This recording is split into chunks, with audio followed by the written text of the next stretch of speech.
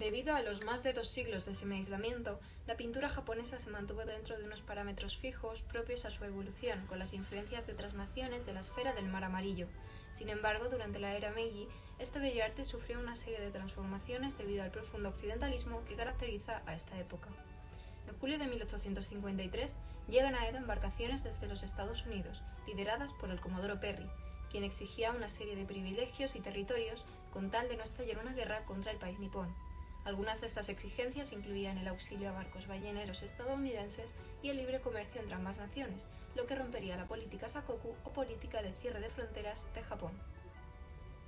Debido a estas amenazas sobre un conflicto inminente, un consejo de ancianos, liderado por Abe Masahiro, convocó reuniones y pidió las opiniones de los señores más influyentes del gobierno, para tomar la decisión de enfrentarse o no a los invasores extranjeros. Las opiniones resultaron divididas.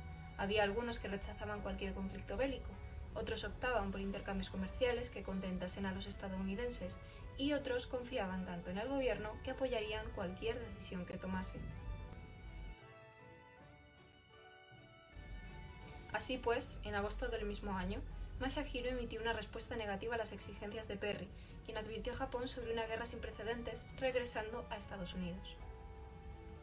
En marzo de 1854, tal y como había prometido, Perry regresó a tierras niponas preparado para la batalla y con una flota de 8 barcos, que posteriormente se conocerían como los barcos negros.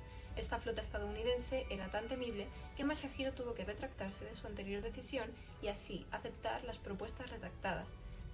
Así es como queda firmado el Tratado de Kanagawa el 31 de marzo de 1854, que obligó a Japón a abrir los puertos de Shimoda y Hakodate hacia Occidente, donde además de la división norteamericana le seguirían países como Rusia o Gran Bretaña.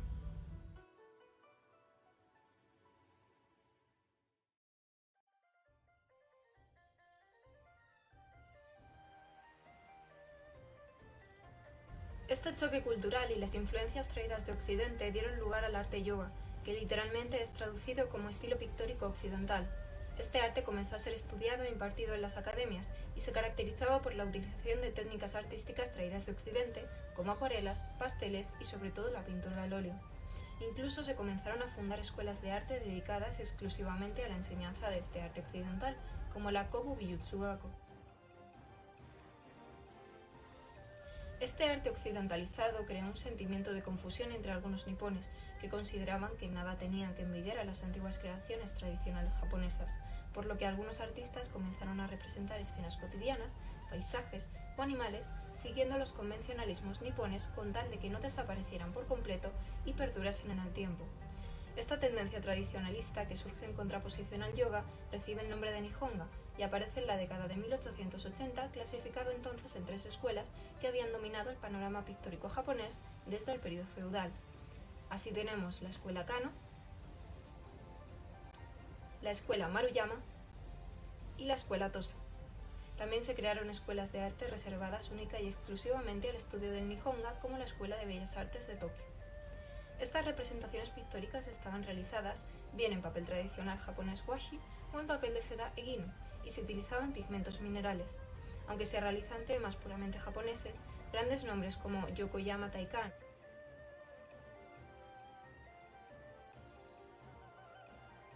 o Hishida Sunsho incorporaron a sus obras técnicas occidentales tras estudiar la luz, el espacio o la tridimensionalidad, lo que derivará en la utilización de la perspectiva. En general, el Nihonga se trata de una contraposición al occidental, que busca el resurgimiento y la reivindicación del arte tradicional japonés, añadiendo una serie de elementos modernizados como, por ejemplo, los sombreados. Algunos artistas Nihonga destacables serían Yokoyama Taikan, Kawai Okudo o Seishon Maeda, entre muchos otros. Por otro lado, la presencia de mujeres en el ámbito pictórico fue cada vez más escasa, y es por eso que entre todos los artistas Nihonga, la imagen de Uemura Shoen sea tan importante.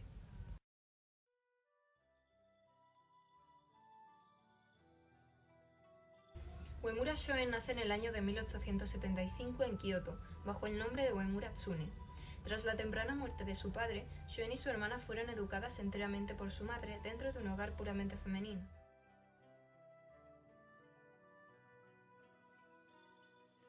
Su pasión por el dibujo y el grabado comenzó desde la infancia, dado que estaba obsesionada por la figuración de las obras ukiyo-e.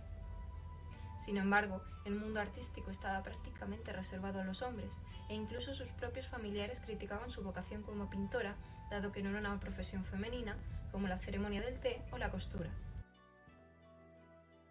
Fue enviada a la escuela de pintura de Kioto con tan solo 12 años, y quedó bajo la tutela del maestro Suzuki Shonen, quien era un pintor tradicionalista que le dio el sobrenombre de Uemura Shoen.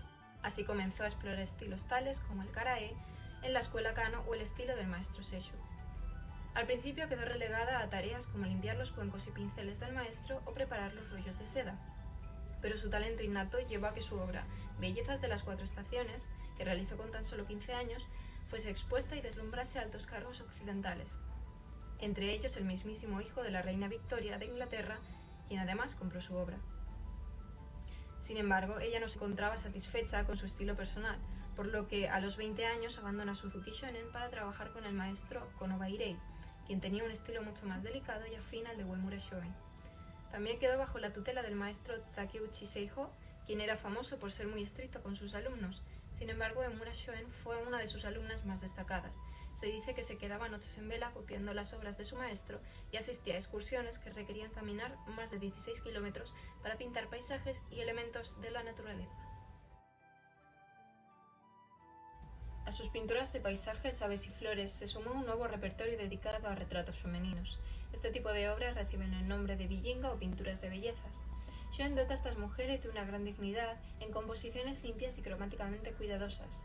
Esto resultó una gran revolución, ya que Shoen representaba a la mujer de una manera delicada y dulce frente al erotismo en el que lo hacían sus compañeros varones. Una de sus obras más destacables es la pintura Honon, también conocida como la llamarada. Este cuadro, aunque no lo parezca a simple vista, representa a una entidad demoníaca llamada Hania.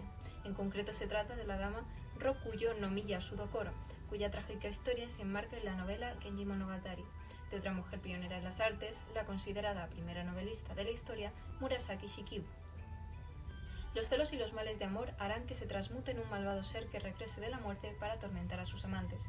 Sin embargo, en la obra de Uemura Shoen, la mujer está lejos de ser percibida como terrorífica. Al contrario de lo que se hacía en la pintura y retrato tradicional, la artista, a través de una mujer con el torso ondulado, intentando evocar una serpiente que rezuma fuego por la boca, para tratar de ejemplificar el sentimiento humanizando a este demonio, nos hace empatizar con ella. La mujer deja de ser un objeto inerte y despojado de sentimientos, de belleza idealizada, como se hacía en el Nihonga, a ser un ser tangible lleno de emociones. Es una obra en la que se enaltece la fuerza moral de la mujer, dejando de lado la perspectiva que se tenía de la misma desde un punto de vista masculino. La fama de Uemura Shoen la llevó a participar en exhibiciones internacionales como 5 exposiciones universales y más de 10 eventos internacionales. En 1929 expuso en ciudades como París y Roma. La popularidad que alcanzó sus cuadros en Europa llevó a que el mismísimo gobierno alemán pidiese a Uemura Shoen que donase su obra Brisa de verano, además de premiarla con la segunda medalla de Cruz Roja. A pesar de todo esto, la vida de Uemura Shoen no fue fácil. Sus obras eran duramente criticadas por ser demasiado tradicionales y nada innovadoras.